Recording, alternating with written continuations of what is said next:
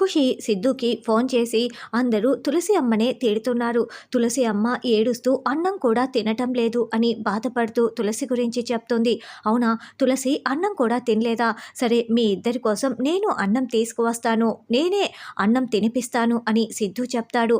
అవునా, నువ్వు మా కోసం అన్నం తీసుకొని మా ఇంటికి వస్తావా అని ఖుషి పాప అంటుంది.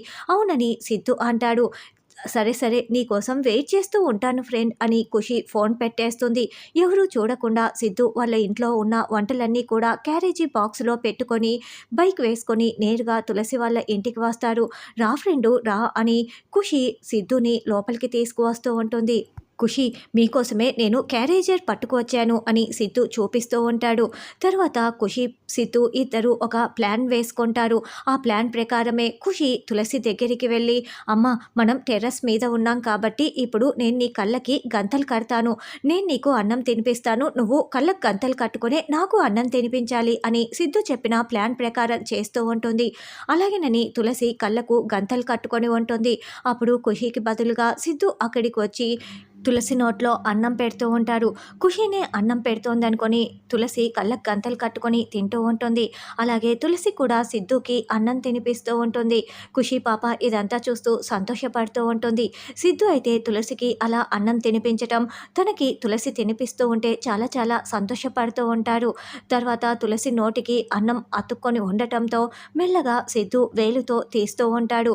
జాను జై ఇద్దరు రెస్టారెంట్లో ఉంటే అప్పుడే సంధ్య అక్కడికి వస్తుంది.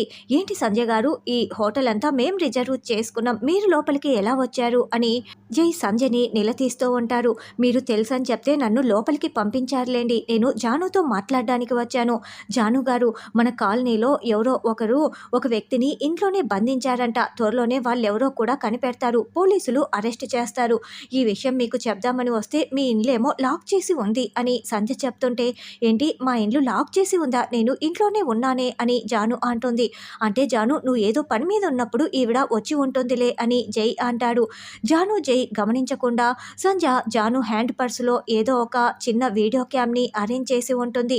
తర్వాత జాను జై కారులో వెళ్తూ ఉంటే సంధ్య వీళ్ళని వెనకాల స్కూటీలో ఫాలో అవుతూ ఉంటుంది. మరి సిద్ధు అన్నం పెడుతున్న విషయం తులసికి తెలుస్తుందా అన్నది రానున్న ఎపిసోడ్లో తెలుసుకుందాం.